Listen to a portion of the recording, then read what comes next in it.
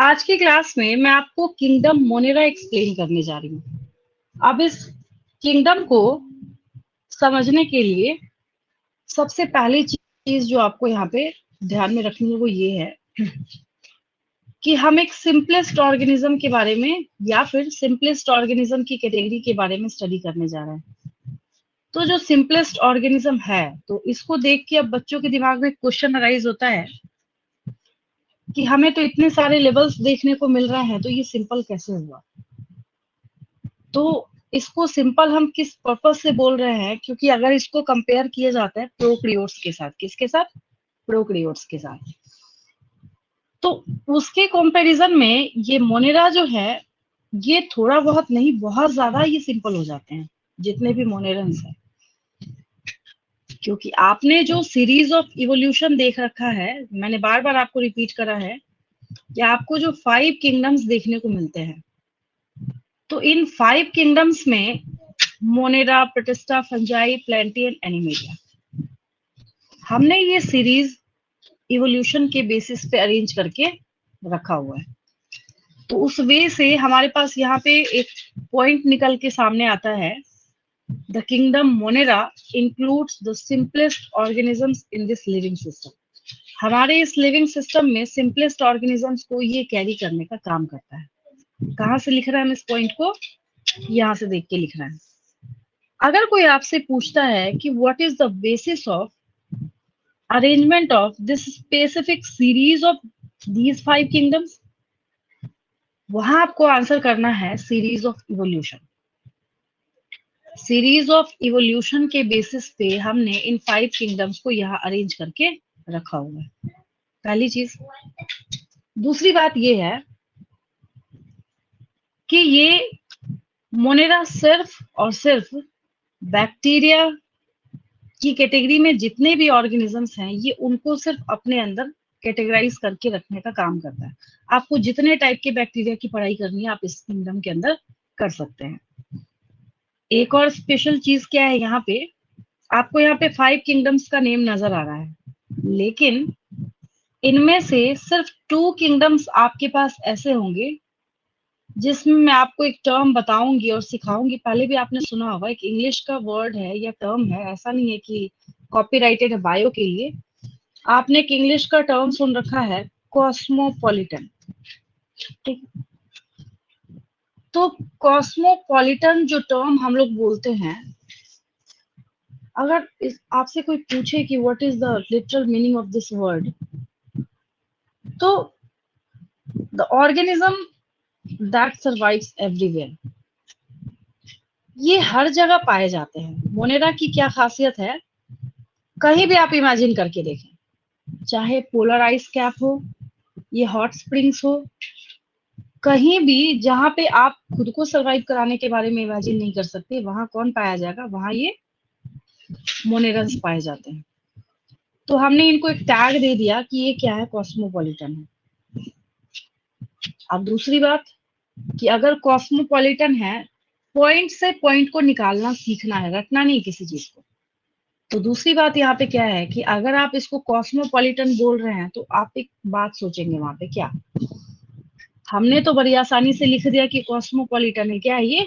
Cosmopolitan है। तो अगर ये कॉस्मोपॉलिटन है, तो जरूर उसके पीछे कोई रीजन होगा। आप क्यों नहीं हो गए कॉस्मोपॉलिटन? आप भी पाए जा सकते थे हर जगह, पोलर आइस कैप में, हॉट स्प्रिंग्स में, ओशन के अंदर, डेप्थ में। अब टाइटेनिक है, वो इतने डेप्थ में डूब गया, उसको निकालने के बारे में कई लोगों ने सोचा। क्यों नहीं निकाला? इसलिए नहीं निकाला क्योंकि उस पे आज के डे में ट्रिलियंस के नंबर में बैक्टीरिया सरवाइव कर रहे हैं। क्या करेंगे निकाल के?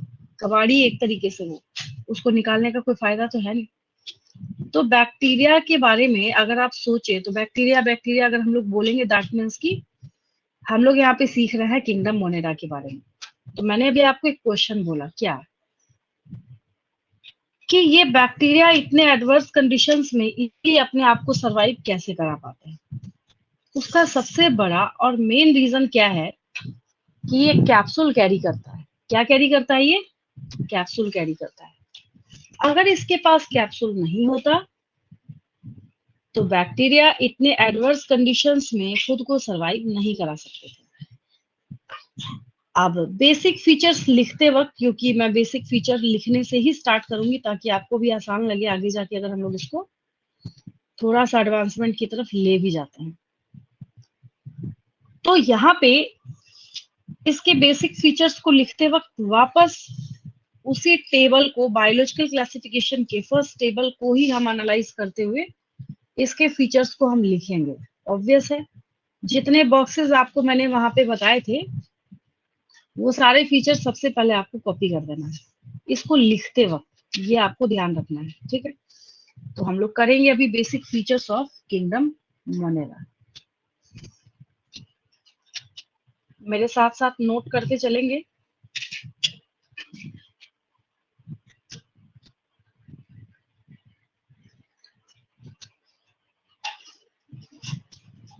बेसिक फीचर्स ऑफ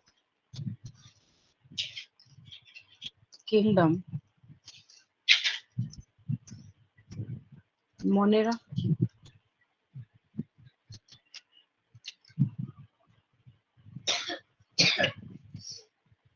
अब जो टेबल मैंने आपको सिखाया था प्रीवियस लेक्चर में, उसके अकॉर्डिंग अगर हम लोग बात करें तो ये सब के सब क्या है, प्रोकैरियोट्स हैं। कैसे है ये प्रोकैरियोट्स, हम लोग लिख सकते हैं इजीली। अब अपना कॉमन सेंस लगाएंगे। जब छोटी क्लासेस में आपको पढ़ाया जाता था बायो में, कोई स्टूडेंट अगर सबसे पहली चीज सीखता है ना, दो ही चीजें सीखता है। पहला उसको ये सिखाया जाता है what are the differences between prokaryotes and eukaryotes, और दूसरी बात उसको ये सिखाई जाती है what are the differences between plant cell and animal cell. सबसे पहला कॉन्सेप्ट यही सीखता है कोई भी बच्चा, ठीक है। तो हमने जैसे यहाँ पे इसको टैग दे दिया प्रोकैरियोट्स, तो प्रोकैरियोट्स का एक और फीचर होता है क्या, तो नेक्स्ट मैंने जो आपको कॉलम सिखाया था टेबल 2.1 में, वहां पे आपने सीखा था मेम्ब्रेन, यानी किसका मेम्ब्रेन, न्यूक्लियर मेम्ब्रेन। पहले ओल्ड बुक्स में लिखा जाता था कि न्यूक्लियस इज एब्सेंट, लेकिन अब हम लोग क्या करते हैं, अब हम लोग यहाँ पे लिखते हैं न्यूक्लियर मेम्ब्रेन, क्योंकि न्यूक्लियस का सारा कंटेंट होगा इसके पास, सिर्फ न्यूक्लियर मेम्ब्रेन नहीं होता। तो हम लोग यहाँ पे लिख देंगे न्यूक्लियर मेम्ब्रेन इज एब्सेंट। बिल्कुल सिंपल। अगर न्यूक्लियर मेम्ब्रेन इसके पास एब्सेंट है तो ऑब्वियस है कि ये मेम्ब्रेन बाउंड ऑर्गेनल्स भी कैरी नहीं करेगा। तो हमने वहां इसके लिए नेक्स्ट पॉइंट डाल दिया, membrane bound organelles are absent, bound organelles are absent. ये भी क्या है इसके पास, एब्सेंट है। अब जब हम लोग प्रोकैरियोट्स लिख ही रहे हैं तो इससे सिंपल। अच्छा, अब मैं यहाँ पे कर क्या रही हूँ, एक पॉइंट से आपको दूसरा पॉइंट कैसे यहाँ पे आपको खींच के निकालना है ये सिखा रही हूँ मैं। पहले आपने प्रोकैरियोट्स लिखा, तो क्या आपको प्रोकैरियोट्स का ये फीचर नहीं सिखाया गया है, या आप नहीं जानते हैं कि प्रोकैरियोट्स के पास न्यूक्लियर मेम्ब्रेन नहीं होता है? आपको पता है, मैंने वही लिखा है। आपको ये पता है कि मेम्ब्रेन बाउंड ऑर्गेनल्स जो है कभी भी प्रोकैरियोट्स के पास नहीं होता है, तो मैंने वही पॉइंट लिखा है। अभी तक मैंने यहाँ पे कुछ ऐसा पॉइंट नहीं लिख दिया हो कि आपको लगे ये कहाँ से रॉकेट साइंस आ गया या हमें कुछ समझ नहीं आ रहा। अब एक और चीज, अगर किसी के पास न्यूक्लियर मेम्ब्रेन ना हो, नहीं हो, तो उसके बेसिस पे आप अपना अगर कॉमन सेंस लगाएंगे तो एक और बात आपको समझ आएगी कि उसका जो जेनेटिक मटेरियल है, उसका जो क्या है जेनेटिक मटेरियल है, तो ऑब्वियस है कि उसका जेनेटिक मटेरियल कैसा होगा, नेकेड होगा। What is the meaning of naked, किस सेंस में हम यहाँ पे इस्तेमाल कर रहे हैं, क्योंकि उसके बाहर न्यूक्लियर मेम्ब्रेन नहीं है। तो आपने यहाँ पे मेंशन कर दिया DNA is the giant molecule in the living system, तो हमने यहाँ पे द डीएनए कर दिया। द डीएनए और जेनेटिक मटेरियल है इसका कैसा होगा, ये नेकेड होगा, is naked due to absence of nuclear membrane, naked and is not bound by a nuclear membrane. ये हो गया, ये तो याद है आपको, बस मैं एक जगह समराइज करके आपको लिखना सिखा रही हूँ, ठीक है। अभी हमने यहाँ पॉइंट लिखा, membrane organelles are absent. Absent क्या बोलने का मतलब हो गया? अगर इसको देख के कोई स्टूडेंट ऐसा लिखना चाहे, इट लैक्स, इसी का ही एक्सटेंशन हो जाएगा ये, ठीक है। रटने की आपको रिक्वायरमेंट नहीं है, आपको पता है what are the names of membrane bound organelles, उसको यहाँ पे लिख देना है आपको, ठीक है। तो हम लोग यहाँ पे मेंशन करेंगे it lacks organelles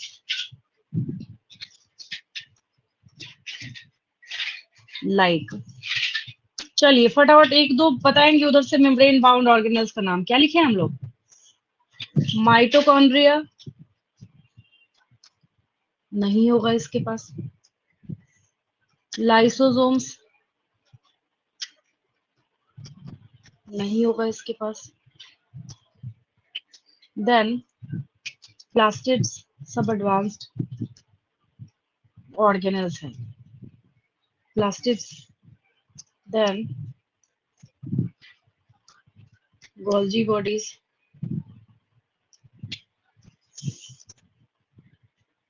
then ER भी लिख सकते हैं, आपको पता है एंडोप्लाज्मिक रेटिकुलम, एंडोप्लाज्मिक रेटिकुलम,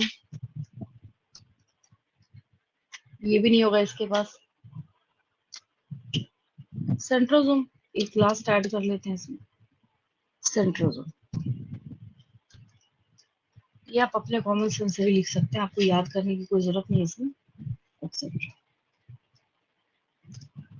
चलिए हो गया ये। अब मुझे एक बात बताएंगे, मैंने यहाँ जितने फीचर्स मेंशन कर रखे हैं, क्या इसको समझने में कोई दिक्कत किसी बच्चे को?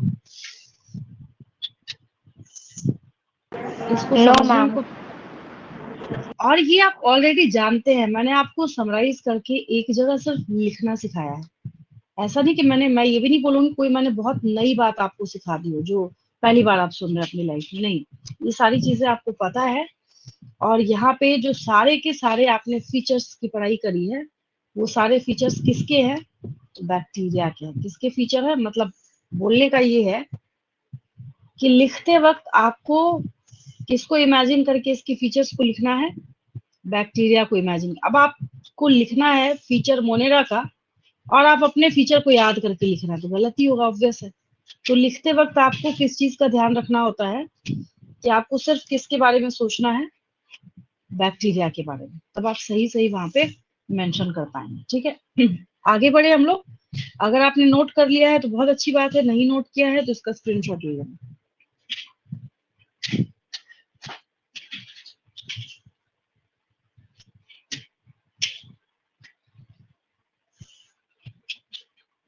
हो गया? Yes ma'am. चलिए आगे बढ़ते हैं, ये तो याद हो गया आपको, बस आपको एग्जाम में ऐसे समराइज करके लिख देना है। अब कभी भी अगर किसी किंगडम के बारे में हम लोग पढ़ाई करते हैं, तो किंगडम हो, कैटेगरी हो, बस लिविंग ऑर्गेनिज्म होना चाहिए। तो एक इम्पॉर्टेंट पॉइंट वहां पे क्या आता है, हमें इस चीज का भी ध्यान रखना पड़ता है कि वो अपने नंबर को कैसे इंक्रीज करेगा। जैसे एज फॉर एग्जांपल हमारे पास यहाँ पे क्या है, बैक्टीरिया है, ठीक है, दिख रहा है आपको माइक्रोस्कोपिक व्यू है। तो अगर ये बैक्टीरिया है, कल को जाके अगर कुछ ऐसा हो जाए नेचर में कि ये बैक्टीरिया अपने रिप्रोडक्शन को स्टॉप कर ले या कुछ किसी रीजन की वजह से इनका रिप्रोडक्शन जो है स्टॉप हो जाए, तो उससे क्या होगा? उससे ये होगा कि इसकी पूरी स्पीशीज गायब हो जाएगी, और क्या होगा? यही होगा, पूरा वैनिश हो जाएगा इस पूरे लिविंग सिस्टम से। बोलने का ये मतलब हुआ कि अगर किसी भी ऑर्गेनिज्म के कैटेगरी ग्रुप के बारे में हम लोग पढ़ाई करेंगे तो वहां हम क्या करेंगे? उसके रिप्रोडक्शन को हम जरूर देखते हैं। तो यहाँ पे एक पॉइंट हम लोग यहाँ पे रिप्रोडक्शन का देते हैं,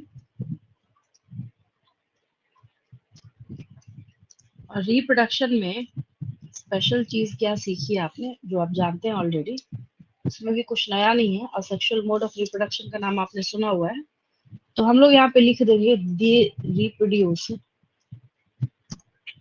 असेक्सुअली। असेक्सुअली का मतलब वहां टू टाइप्स ऑफ गेमेट्स की कोई इन्वॉल्वमेंट नहीं है. They reproduce asexually by binary fission,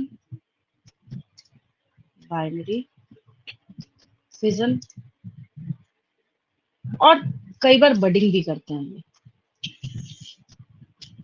आगे करेंगे हम लोग इसका डिटेलिंग. इस पॉइंट में कोई दिक्कत किसी को नहीं, तो आगे भी खैर मैं समझाऊंगी आपको, एक बार और आएगा अभी. ये तो हम लोग जनरल कैरेक्टर्स जिसको बोलते हैं ना, हम लोग अभी सिर्फ जनरल कैरेक्टर्स की पढ़ाई कर रहे हैं. ठीक है. एक मैंने आपको कॉस्मोपॉलिटन का टर्म बोला था, उसके लिए हम लोग एक लास्ट पॉइंट नोट कर लेते हैं. Bacteria are referred as cosmopolitan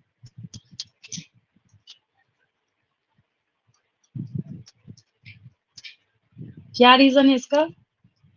because They can be they anywhere. क्या, because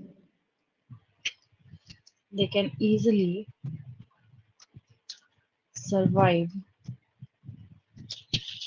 in harsh habitats of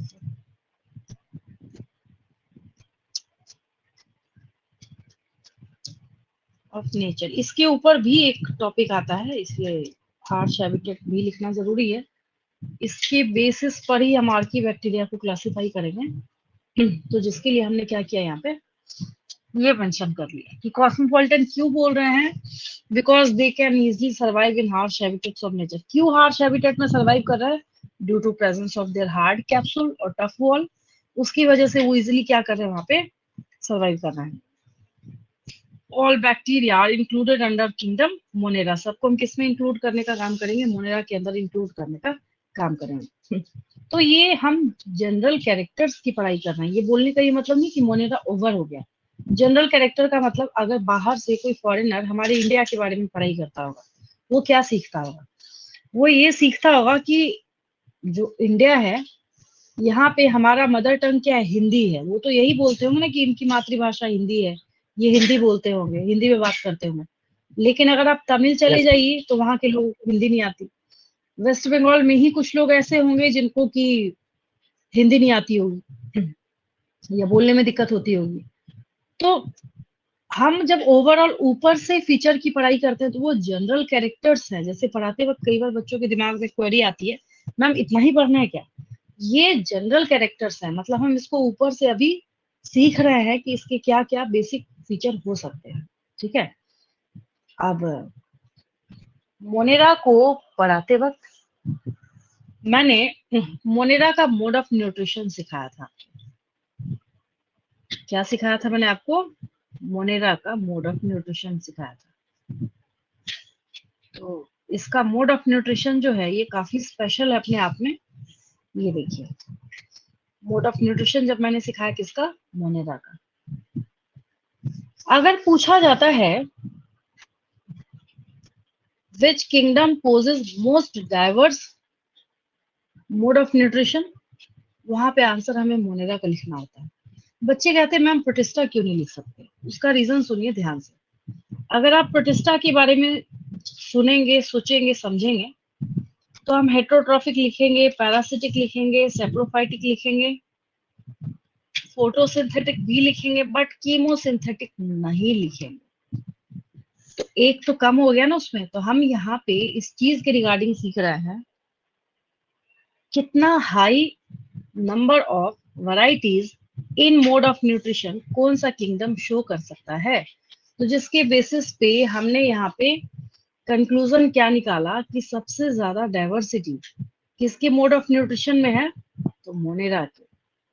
अब ये इतने एडवांस हैं जो मैंने यहाँ पे कीमोसिंथेटिक लिखा है कि ये नाइट्रोजन, सल्फर, हाइड्रोजन, आयरन, सबका. आयरन मैंने बोला, मैंने क्या बोला? आयरन बोला. तो जैसे मैंने आपको टाइटेनिक का एग्जांपल दिया कि डूब गया, काफी पैसे खर्च हुए थे उसमें, और एक बोला जाता है कि बेस्ट आर्किटेक्चर उसमें इस्तेमाल किया गया था. तो जिसकी वजह से कई लोगों ने सोचा कि उसके बारे में थोड़ा और डिटेल स्टडी करने के लिए उसको पहले निकाला जाए. पानी में बैठ के तो पढ़ाई कर नहीं सकते उसके बारे में.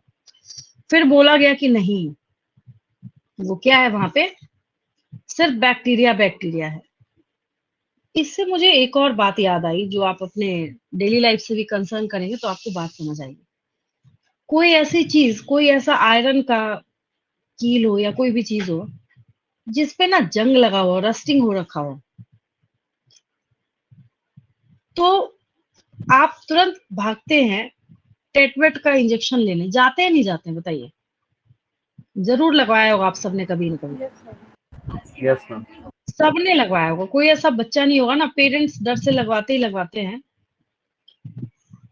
उसका रीजन क्या है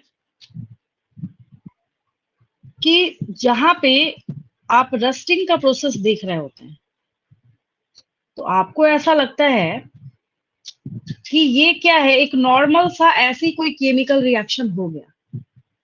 लेकिन यहाँ पे चौंकाने वाली बात ये है कि वो रस्टिंग का काम जो है वो किसने किया? एक बैक्टीरिया ने किया।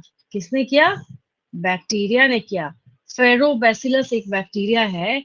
ये इतना पावरफुल है कि ये डायरेक्टली आयरन को ऑक्सीडाइज करके, और ये क्या करेगा, आयरन ऑक्साइड्स और आयरन हाइड्रोक्साइड्स ये बना सकता है।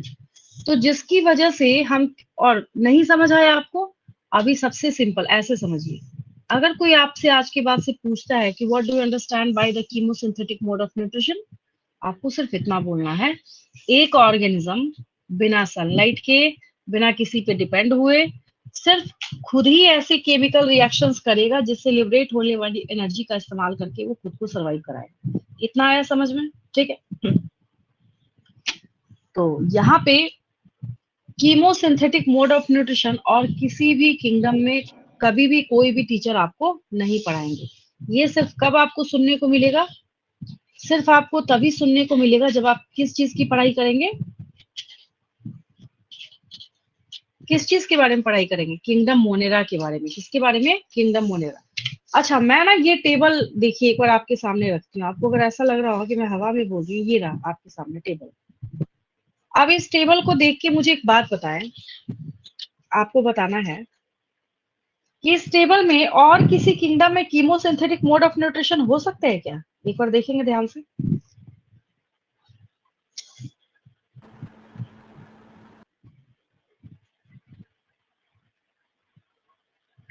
अदर किसी भी किंगडम को जब आप देखेंगे, एनालाइज करेंगे, वहां पे कभी भी आपको क्या नहीं देखने को मिलेगा? कीमोसिंथेटिक मोड ऑफ न्यूट्रिशन कभी भी सुनने को नहीं मिलेगा। ध्यान रखेंगे इस बात का, ठीक है? तो ये जो आप क्या देख रहे हैं, किस चीज की पढ़ाई कर रहे हैं, जो मोनेरेंस है, तो न्यूट्रिशन के मामले में तो जिसको बोला जाए ना, ये सबसे ज्यादा डाइवर्सिटी शो करेगा, सबसे ज्यादा वैरायटी शो करेगा। इसका कॉलम भी आप यहाँ देख सकते हैं, दिस वन। जबकि बाकी का कंपेयर करके देखिए, मोड ऑफ न्यूट्रिशन ऐसा कुछ भी आपको नजर नहीं आएगा। तो ये क्या हो गया यहाँ पे, अपने आप में स्पेशल और यूनिक हो गया। तो कोई अगर आज की बात से आपसे पूछे कि जो ये रस्टिंग का जो प्रोसेस होता है ये कैसे होता है, ठीक है केमिकल रिएक्शन वहां पे हो रहा है, लेकिन वो कर कौन रहा है? तो बैक्टीरिया है। किसका रोल है वहां पे?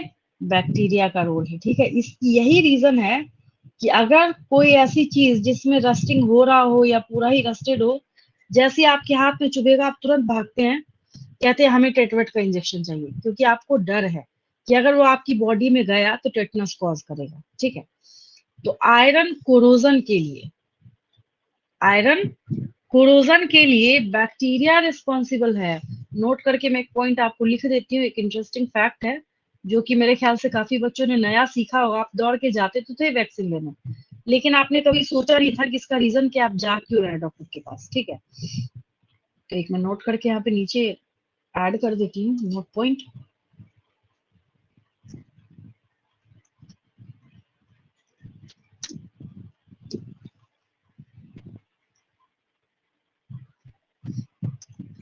The genus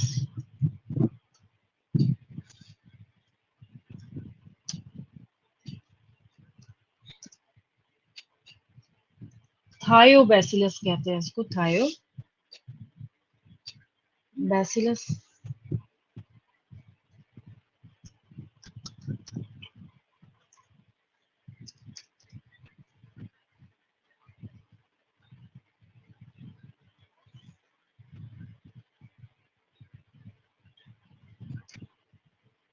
is responsible for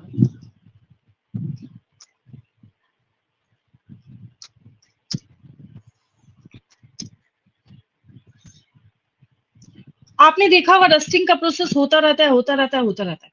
एक ऐसा टाइम आएगा कि कोई अगर आयरन की चीज है, अगर वो थिन है, आर पार होल हो जाता है उसमें। रीजन क्या है? वो घिस रहा है, कोरोजन हो रहा है उसका। तो responsible for iron corrosion, iron corrosion. अब आया समझ में? ये आपने एक नया पॉइंट सीखा है। चलिए,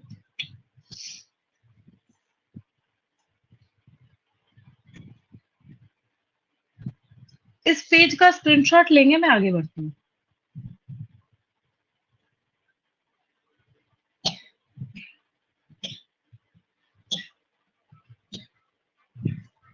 ये जो थायोबैसिलस है ना, क्योंकि आयरन को फेरस कहते हैं, तो इसको फेरोबैसिलस भी बोला जाता है। ओरिजिनली इसको क्या बोलते हैं? फेरोबैसिलस भी हम लोग बोल सकते हैं, कोई दिक्कत नहीं है उसमें।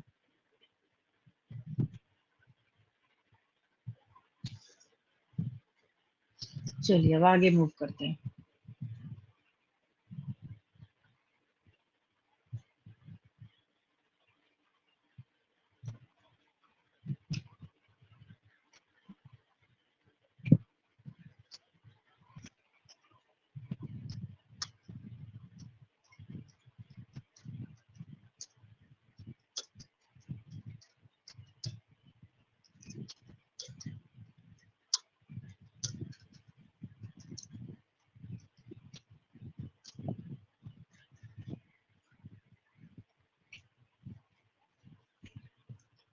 Classification of bacteria on the basis of their shapes.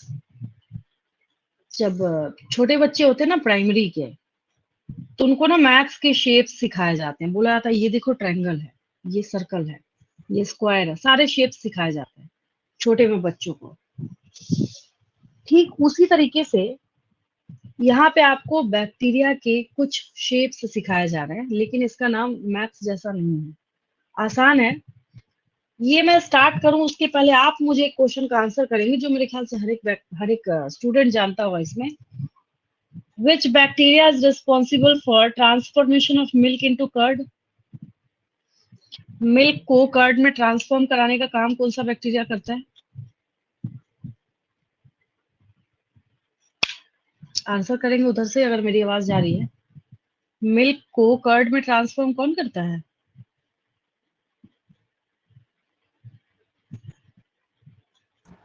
Lactic acid. Lactic acid नहीं, लैक्टोबैसिलस।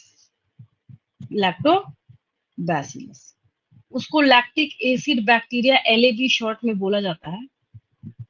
तो अभी अभी मैंने आपको नाम क्या बोला, अगर आप ध्यान से एनालाइज करेंगे तो मैंने आपको नेम बोला है लैक्टो। मिल्क के लिए आता है। लैक्टो किसके लिए आता है? कहीं कहीं जहां भी आप लैक्टो लैक्टो लैक्टो वर्ड देखेंगे, समझिए मिल्क की बात करी जा रही है। फिर मैं यहाँ पे बोलूं बैसिलस। अब ये जो यहाँ बैसिलस दिखा ना आपको, this term represents the shape of this bacteria. इसने ये बताने का काम करा कि जो बैक्टीरिया रिस्पॉन्सिबल है मिल्क को कर्ड में ट्रांसफॉर्म कराने के लिए, उसका शेप कैसा है? रॉड लाइक है। ठीक है, तो आंसर तो पता था आपको, लैक्टोबैसिलस बोला आपने। तो उसके बेसिस पे जब बैक्टीरिया के नेम को आज के बाद से आप सुनेंगे, स्ट्रेप्टोकोकाई, स्टेफिलोकोकाई, बैसिलस, स्पाइरिला, ऐसे करके अगर उसमें लगा हुआ हो, तो आप वहां पे समझ जाएंगे कि जो बैक्टीरिया की आप पढ़ाई कर रहे हैं, उसका प्रॉपर शेप जो है वो कैसा हो। ठीक है, अब यहाँ हम लोग क्या करेंगे, यहाँ पे आपको जो शेप्स नजर आ रहे हैं, शेप तो दिख रहा है नो डाउट, बस मैं उस शेप को यहाँ पे मेंशन कर देती हूँ। कोकाई मैंने लिखा है यहाँ पे, क्या आपको नजर आ रहा है कोकाई? मैं किसी बच्चे से पूछूं कैसा शेप आपको दिख रहा है, कोई भी स्टूडेंट बोलेगा स्फेरिकल, सबको दिख रहा है। छोटे छोटे बॉल लाइक स्फेरिकल स्ट्रक्चर्स है यहाँ पे। स्क्वायर ट्रायंगल तो दिख नहीं रहा किसी को, क्या बोलेंगे? स्फेरिकल बोलेंगे। तो ऐसे कोकाई यहाँ पे लिखा हुआ है, लेकिन अगर आप इसके सिंगुलर को देखना स्टार्ट करेंगे, अगर उसके लिए हम लोग एक टर्म इस्तेमाल करें तो कोकस कहते हैं हम लोग। क्या कहते हैं? कोकस कहते हैं। अगर एक से ज्यादा है तो कोकाई, और अगर सिंगल है तो कोकस। इसमें कोई दिक्कत किसी को? मेरी बात समझ आई? अगर एक से ज्यादा है तो कोकाई, Yes, ma'am. और अगर एक सिंगल बैक्टीरिया है तो हम कोकस, जैसे आपने स्टेफिलोकोकाई भी बोलते हुए सुना होगा, स्टेफिलोकोकस भी बोलते हुए सुना होगा। तो अगर कोई आपको स्टेफिलोकोकस बोलता है तो आप समझ जाएंगे अच्छा एक बैक्टीरिया की बात करी जा रही है। अगर आपको स्टेफिलोकोकाई बोला जा रहा है तो आप समझ जाएंगे कि अच्छा हमें बहुत सारे बैक्टीरिया के बारे में एक साथ बोला जा रहा है। अब शेप आपको कैसा दिखा इसका? तो यहाँ पे स्फेरिकल शेप, कैसा हो जाएगा ये? स्फेरिकल शेप है। दिख रहा है आपको? नजर आ रहा है? मुझे अलग से बताने की क्या जरूरत है, आप भी लिख सकते हैं इसको। शेप कैसा है इसका? स्फेरिकल है। ये देखिए, दिख रहा है आपको? स्फेरिकल शेप है इसका। ये आपने एक शेप जो है इसको मेंशन कर लिया। तो आपने फर्स्ट कौन सा शेप सीखा है? स्फेरिकल शेप सीखा है। कौन सा शेप सीखा है? स्फेरिकल सीखा है। क्या बोलेंगे उसको? कोकस बोलेंगे। क्या बोलेंगे? कोकस बोलेंगे। देन फिर यहाँ पे ये जो बेसिक शेप को अगर आप एनालाइज करें ना, ये रॉड शेप है। ये कैसा है? ये रॉड शेप है। तो अगर किसी बैक्टीरिया का रॉड शेप हो तो प्लूरल हम लोग बैसिली कहते हैं। और अभी अभी तुरंत आपने लैक्टोबैसिलस का, तभी मैंने क्वेश्चन पूछा आपसे। कई बार होता है ना कि जब आप किसी चीज की पढ़ाई कर रहे होते हो तो आपको एक बात भी वहां पे सोचने को मिलती है, आपके दिमाग में आती है, क्यों पढ़ रहे हैं, क्या रीजन है, क्या सिग्निफिकेंस है। तो ये आपको मोस्ट ऑफ द बैक्टीरिया के शेप्स में लगा हुआ दिखेगा आपको। तो अगर आप प्लूरल बोलना होगा, अगर आप एक को बोलना चाहते हैं तो बैसिलस हो जाएगा। ठीक है? कैसा शेप है इसका? बस रॉड शेप लिख लीजिए, या रॉड लाइक भी लिख सकते हैं। Rod shape, over. ज्यादा लेक्चर लिखने की क्या जरूरत है, आपको यहाँ पे क्लासिफाई करना है। एग्जाम में 2 मार्क्स का क्वेश्चन। एग्जाम में अगर आपसे टीचर पूछते हैं 1 1 लाइन, कोई भी बच्चा लिख सकता है इसमें, तो ये आपको स्पेसिफिकली 2 मार्क्स का क्वेश्चन आता है। बस काफी इजी है, मुझे नहीं लगता कि समझने के बाद कोई इसमें रॉकेट साइंस अप्लाई करनी है आपको। इजीली कोई भी स्टूडेंट इसको लिख सकता है। ठीक है? तो ये हमने यहाँ पे लिख दिया रॉड शेप। कैसा हो गया ये? रॉड शेप हो गया। देन अब ये कितना आसान सिंपल सा है, ये आपको दिख ही रहा है, कोई भी बच्चा देख के बता सकता है कैसा है ये। तो आप जो ऐसा शेप बनाते हैं तो इसको क्या बोलते हैं? स्पाइरल बोलते हैं। क्या बोलते हैं? स्पाइरल बोलेंगे, और क्या बोलेंगे? तो इसको भी हम स्पाइरिला बोलते हैं। अगर एक बोलने का आपका मन कर रहा है तो स्पाइरिलम बोलेंगे हम लोग। क्या बोलेंगे? स्पाइरिलम हो जाता है। कई टीचर्स इसको स्पाइरुलम भी या स्पाइरिलुम भी प्रोनाउंसिएशन करते हैं, जो भी है। मतलब तो स्पेलिंग तो यही रहेगा और मतलब भी यही रहेगा। ठीक है? तो ये हो गया आपका स्पाइरिलम। कैसा है ये? स्पाइरल शेप है। आसान सा दिख ही रहा है आपको। नेक्स्ट यहाँ पे क्या लिख रहे हैं? कैसा है ये? Spiral shape.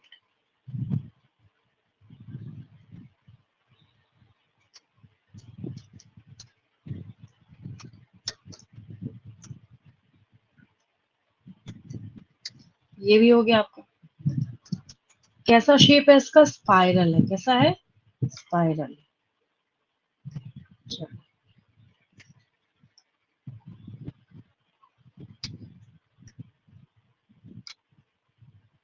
Then last one के बारे में हम लोग बात करते हैं। यहाँ पे काफी आसान है। जब हम लोग इंग्लिश में कुछ लिखते हैं ना, लिखते लिखते थोड़ा सा उस सेंटेंस को ब्रेक देने के लिए हम ऐसे कॉमा लगाते हैं ना हम लोग ऐसे। तो ये जो कॉमा आपने बनाया ना, बिल्कुल कॉमा शेप है ये। इसके लिए हम टर्म यूज करते हैं विब्रियो। क्या बोलते हैं? विब्रियो। लेकिन अगर ये ज्यादा है तब तो विब्रियो है, ठीक है। लेकिन अगर आप इसको सिंगल बोलना चाहते हैं तब हम लोग इसको विब्रियम कहते हैं। VIBRIUM। देन उस केस में क्या बोलेंगे हम लोग? इसको विब्रियम बोलेंगे, अगर आप इसको सिंगल बोलना चाहते हैं। ये हो गया विब्रियम। और कैसा दिख रहा है आपको ये, तो नजर आ ही रहा है। अब मैंने पहले बोला था बहुत आसान सा 0 लेवल का टॉपिक है, देखने के बाद याद भी हो जाता है, समझ भी आ जाता है। तो कैसा हो गया ये, कोमा शेप हो गया। तो हमने यहाँ पे मेंशन कर दिया कि क्या है ये, कॉमा शेप हो गया। ये लास्ट वन। बहुत सारे शेप्स होते हैं, ये हम बेसिक स्टडी कर रहे हैं, जो कि आपके नीट के पर्पज से आपके सिलेबस के अकॉर्डिंग आपको पढ़ना है। बहुत सारे शेप्स होते हैं, बहुत सारे, आप सोच भी नहीं सकते कितने शेप्स और कितनी टर्मिनोलॉजी है। बट अभी मैं आपको एक जो बेसिक रिक्वायरमेंट है वो सिखा रही हूँ आपको, बेसिक प्लस मैक्सिमम भी समझ सकते हैं इसको, ठीक है। चलिए फटाफट आंसर करेंगे। रॉड शेप्ड के लिए कौन सा टर्म देंगे, रॉड शेप्ड के लिए Bacillus. Very good. Spherical, Focus. Spiral shaped, Spree. नाम इसका वैसा ही है, स्पाइरल बोला तो हाँ। और अगर कॉमा शेप्ड हुआ तो Vibrio. ठीक है, आसान है ये, इसमें कहीं कोई कॉम्प्लिकेशन नहीं है, कोई भी बच्चा इसको समझ सकता है, ठीक है। इस छोटे से टॉपिक में कोई डाउट किसी को? No, ma'am. चलिए, आगे नो बढ़ते मैम। हैं।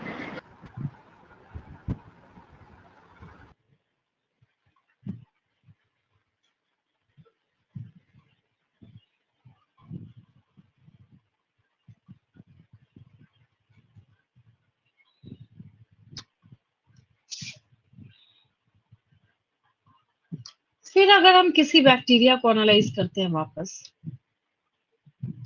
तो मैं शेप देखने के लिए यहाँ पे मैंने इसको लगाया है, इसमें आपको अभी लेवल्स पे नहीं जाना, आप खुद ही सीख जाएंगे सब कुछ। अब जैसे देखिए, अभी अभी जो मैंने आपको टॉपिक सिखाया, कोकस आ गया, मतलब अच्छा स्फेरिकल है ये, ठीक है। इकोलाई तो बहुत ज्यादा आपको पढ़ने को मिलेगा आगे जाके, बहुत एक्सपेरिमेंट्स होते हैं इस पे।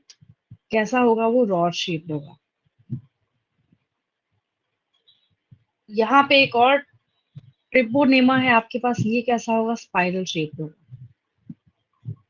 तो फिर सवाल ये उठता है कि अगर हम इस बैक्टीरिया की, किंगडम मोनेरा की पढ़ाई कर रहे हैं, तो इसके पास भी कोई ना कोई क्लासिफिकेशन होगा। क्लासिफिकेशन करेंगे किस आधार पे, तो क्योंकि हम सिंपलेस्ट किंगडम की पढ़ाई कर रहे हैं, तो अच्छी बात ये है कि यहाँ पे इनको डिवाइड करने के लिए जो क्राइटेरिया और पैरामीटर है वो भी आसान ही इस्तेमाल किया गया। मैं यहाँ बात कर रही हूँ क्लासिफिकेशन ऑफ मोनेरा के बारे में। तो जब आप मोनेरा को क्लासिफाई करेंगे, तो यहाँ पे आपको बैक्टीरिया की दो कैटेगरी जो है वो सुनने को मिलेगी। एक आपके पास आएगा आर्की बैक्टीरिया, और दूसरा आपके पास आएगा यू बैक्टीरिया। ये बेसिक कैटेगरीज जो है वो आप सुनेंगे, ठीक है, जिसके बारे में हम लोग आगे बात करेंगे।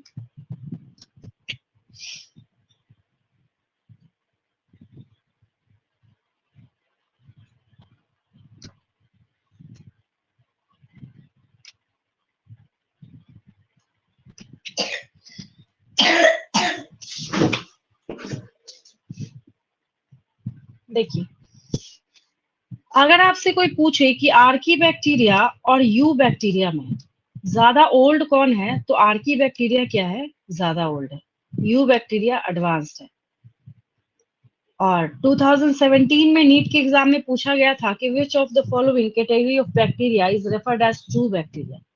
तो ट्रू बैक्टीरिया हम लोग किसको कहते हैं, यू बैक्टीरिया को कहते हैं। किसको कहते हैं, यू बैक्टीरिया को कहते हैं, ठीक है।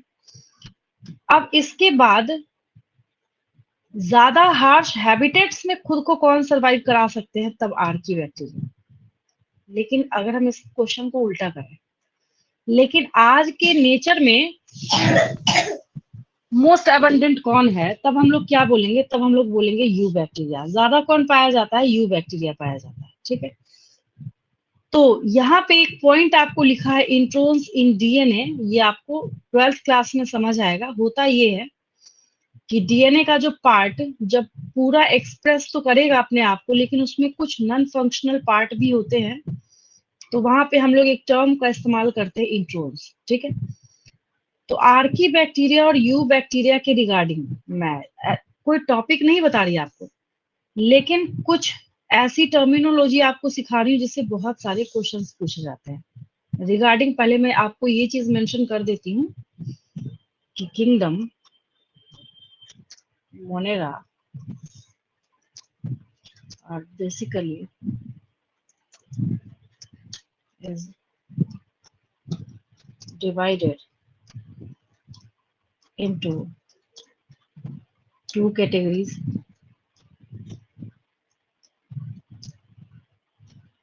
एक हम लोग उसमें देखेंगे Archie bacteria, number one is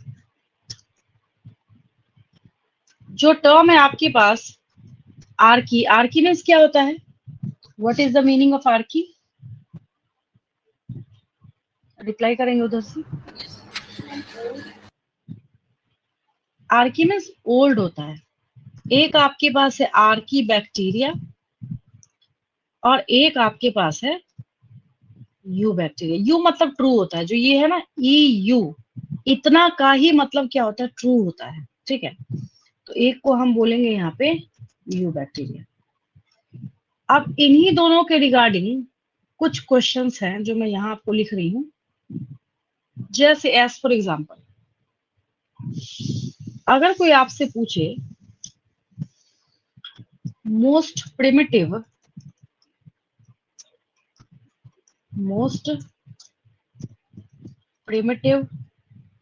category of bacteria, तब क्या हो जाएगा answer?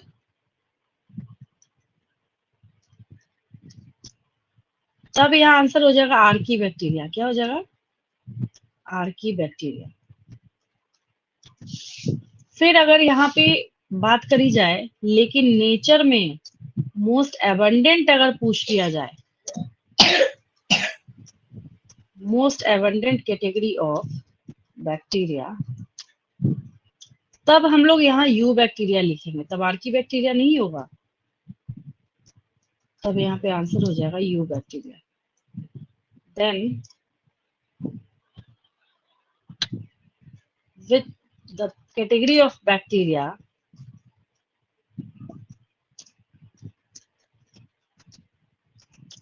that can survive in most harsh habitats, अब क्या हो जाएगा? Archie bacteria. हाँ ठीक है, वेरी गुड। आंसर हो जाएगा यहाँ पे आर्की बैक्टीरिया।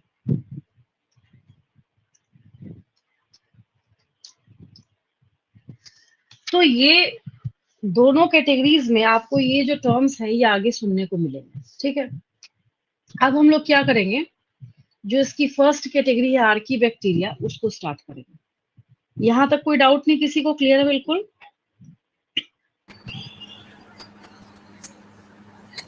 आगे चले हम लोग। Yes, ma'am. चलिए, Yes.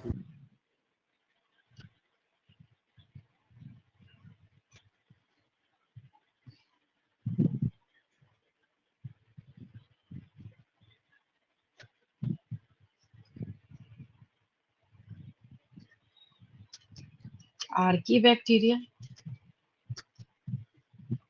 और ये जो आर्की बैक्टीरिया है,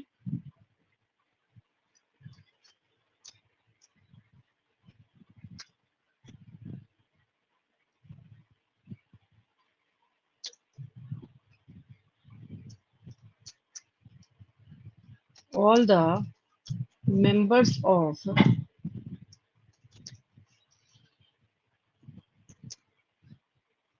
this category of bacteria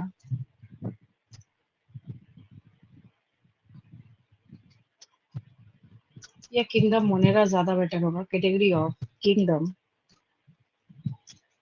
Monera can easily survive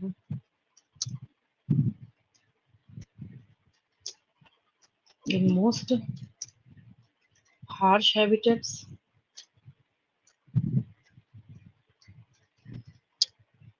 सबसे ज्यादा हार्श हैबिटेट्स में इजिली क्या कर सकते हैं, सरवाइव कर सकते हैं। अब हार्श हैबिटेट जब हमने बोला है तो उससे बहुत सारे टर्म्स आते हैं आपके पास निकल के, बहुत सारे टर्म्स आते हैं। तो टर्म्स बोलने का क्या मतलब है कि पहली बात ये है कि मैंने आपको क्या बोला कि बैक्टीरिया जो है वो बहुत एक्सट्रीम हीट में भी खुद को सरवाइव करा सकते हैं। मतलब जहां आप सरवाइव करने के बारे में ना सोच सके, बहुत एक्सट्रीम सॉल्टी कंडीशन में भी खुद को सरवाइव करा सकते हैं। तो उस बेसिस पे हमने क्या किया है, इनको क्लासिफाई करने का काम किया है। बहुत ही आसान है, इजी है, ठीक है। अब अगर टेम्परेचर की हम लोग बात करें तो मुझे एक बात बताएंगे, टेम्परेचर के लिए कौन सा शब्द यूज करते हैं आप लोग इंग्लिश का?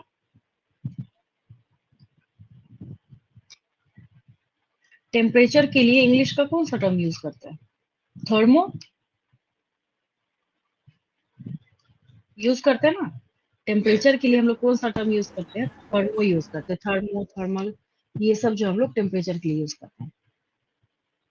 ठीक उसी तरीके से यहाँ भी हमने इसके हैबिटेट को देखते हुए और उसके टर्म को ध्यान में रखते हुए क्लासिफाई कर दिया इनको।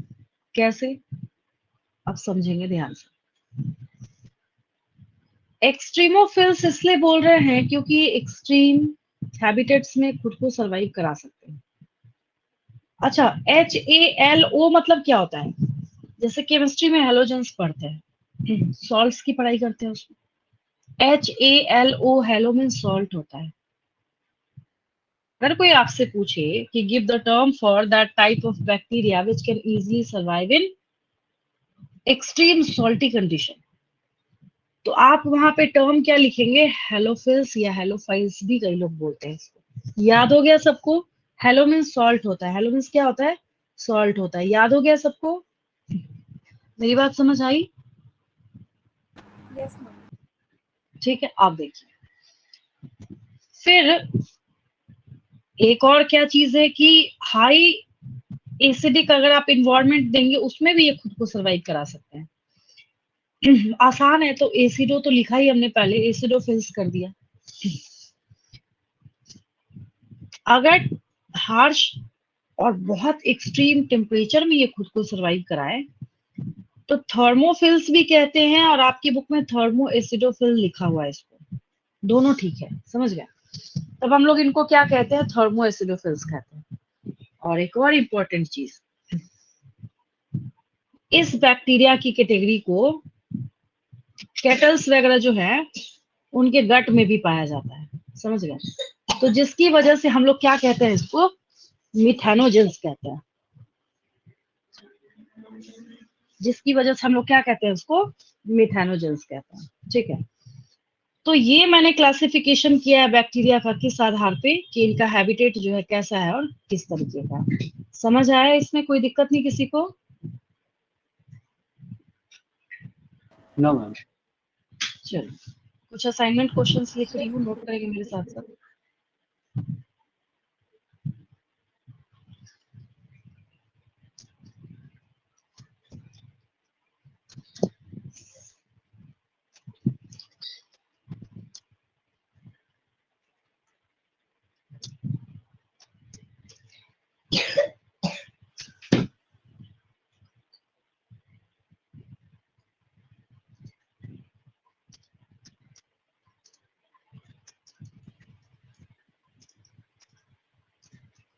Give the term for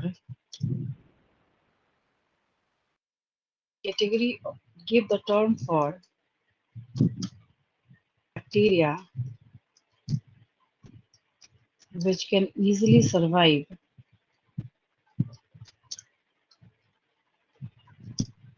in extreme salty conditions.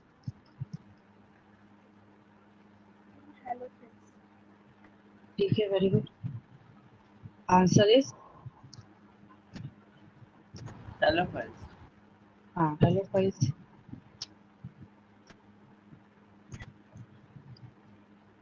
Hello mean salt होता है। कई बार ऐसा होता है ना कि एग्जाम में मैंने पूछा कि एक्सट्रीम सॉल्टी कंडीशन में सरवाइव कर सकते हैं तो उसके लिए टर्म बताइए, तो बच्चे उसमें थर्मो एसिडोफिल लिख के आ जाते हैं। रीजन पूछो तो कहते हैं हम कंफ्यूज कर गए। कंफ्यूजन तब होगा जब आप कॉन्सेप्ट को फॉलो नहीं करेंगे। तो यहाँ पे ध्यान देने वाली बात ये है कि हेलो मीन्स और हेलो की लिटरल मीनिंग जो है वो होता ही सॉल्ट है, ये याद रहेगा, फिर कभी मिस्टेक नहीं करेंगे। नेक्स्ट, एक जो पॉइंट में रह गया उसको मैं यहाँ पे करा रही हूँ आपको असाइनमेंट क्वेश्चन के फॉर्मेट में। विच टाइप ऑफ, अच्छा क्वेश्चन है ये और आप जानते भी हैं इसको, जब प्रोकैरियोट्स और यूकैरियोट्स में डिफरेंस कर रहे थे उस वक्त।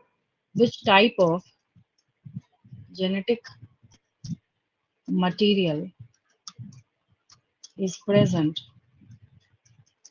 इन मोनेरा। ये क्या पूछना चाह रहा है इनडायरेक्ट वे में, आपसे पता है आपको? ये पूछना चाह रहा है कि प्रोकैरियोट्स में जेनेटिक मटेरियल कैसा होता है, क्या रीजन है? 5 किंगडम है, monera, protista, fungi, plantae and मिलिया।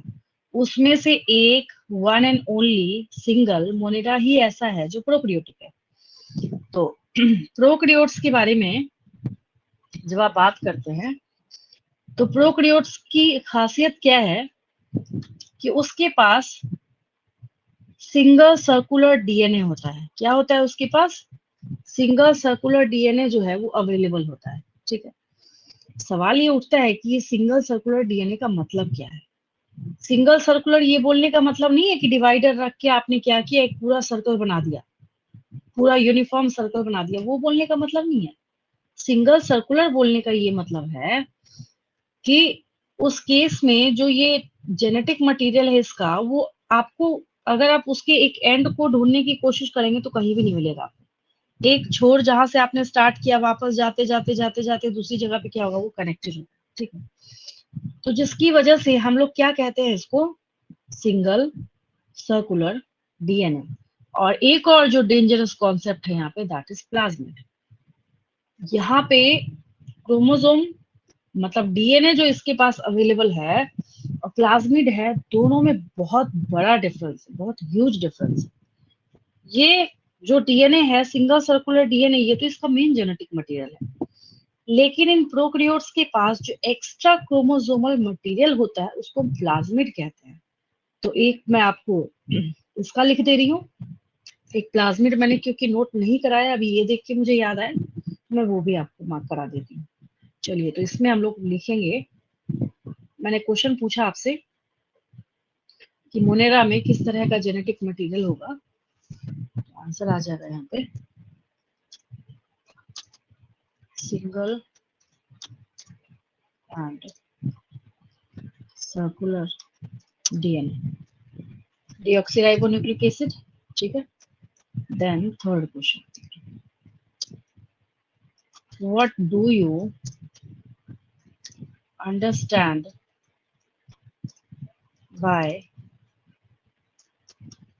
प्लाज्मिड। बहुत अच्छा क्वेश्चन है ये, यहाँ भी आएगा, सेल चैप्टर में भी आएगा, 12th में भी आएगा, बायोटेक में भी आएगा, जेनेटिक्स में भी आएगा, मॉलिक्यूलर बेसिस ऑफ इनहेरिटेंस में, कहाँ कहाँ नहीं आएगा बायो में, आप सोच नहीं सकते ये प्लाज्मिड जो है। तो प्लाज्मिड लिखते वक्त एक जो की वर्ड है आपके पास, उसमें एक्स्ट्रा क्रोमोसोमल मटेरियल लिखना जरूरी है। तो हम लोग लिखते क्या है यहाँ पे, लेकिन छोटे छोटे होते हैं ये, देखिए जो आपके पास जो पहले से अवेलेबल है सिंगल सर्कुलर डीएनए, उसके कॉम्परेटिवली क्या है, ये स्मॉल है। तो अगर हम एक प्लाज्मिड के बारे में लिखना चाहें तो क्या लिखा जा सकता है, plasmid is a small circular, circular तो दिख ही रहा है आपको, ग्रीन कलर का जो है सर्कुलर, डबल स्टैंडर्ड होता है। कैसा होता है, आपको बाहर से दिख रहा है ना, एक सिंगल सिंगल रिंग है, सिंगल लूप है, नहीं, डबल स्टैंडर्ड दोनों ही होगा। चाहे हम सिंगल सर्कुलर डीएनए की बात करें चाहे इसकी बात करें, डीएनए का नेचर ही कैसा होगा, डबल स्टैंडर्ड होगा। Double standard DNA molecule. DNA molecule that is distinct from a cell's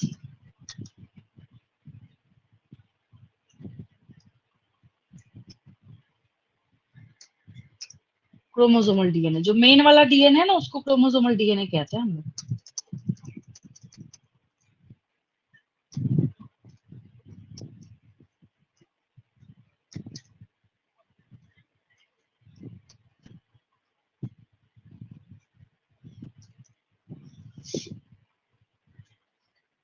अगर आपने नोट कर लिया है तो अच्छी बात है, नोट नहीं किया है तो इस पेज का स्क्रीनशॉट ले लेंगे।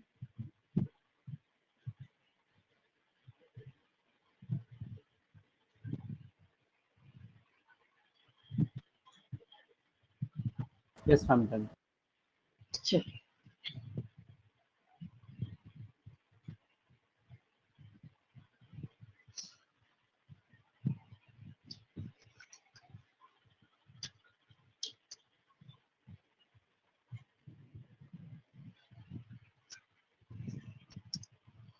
fourth question, give the term for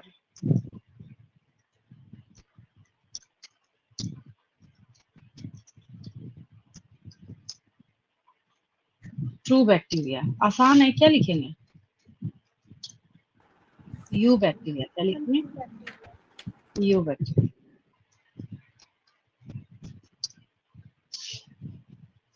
Then mention the most abundant category of bacteria। अभी भी आंसर यू बैक्टीरिया ही होगा।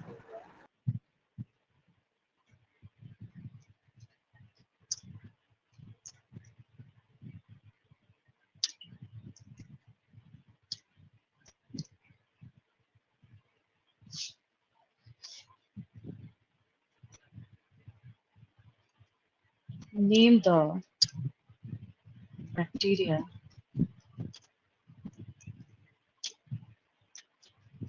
which can survive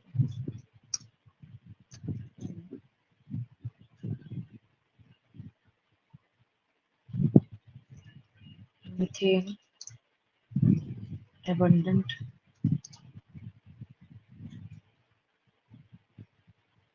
area। Methanogens कहते हैं, methanogens.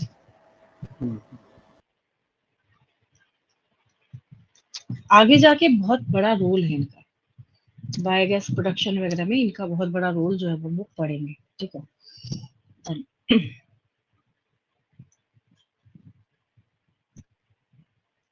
Which kingdom includes all bacteria? क्या हो जाएगा? मोनेरा ही होगा।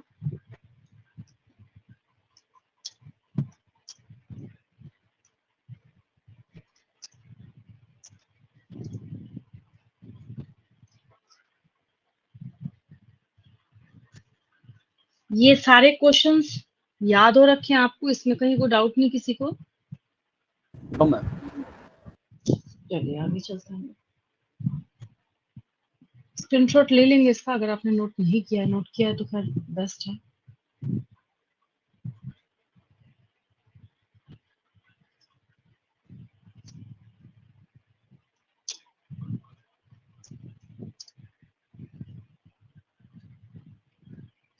Name the kingdom that possesses most diversity in mode of nutrition। ये भी बहुत अच्छा क्वेश्चन है। क्योंकि अगर हेट्रोजिनस किंगडम, ये क्वेश्चन मैंने एक बार और कराया है, क्योंकि अगर हेट्रोजिनस किंगडम पूछा जाए तो प्रतिष्ठा होगा, लेकिन अगर पूछा जाए कि कौन सबसे ज्यादा डाइवर्सिटी मोड ऑफ न्यूट्रिशन में शो करता है, तो आंसर इसका मोनेरा हो जाता है।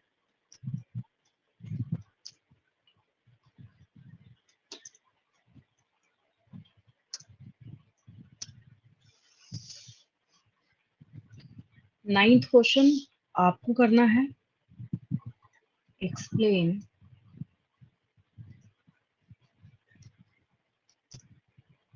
सम basic features of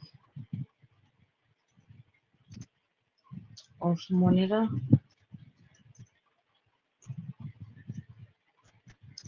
then 10th question is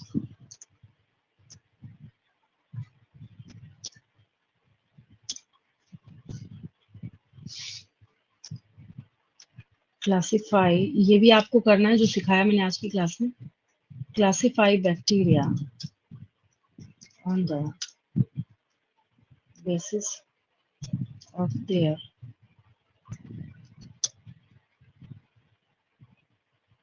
shapes.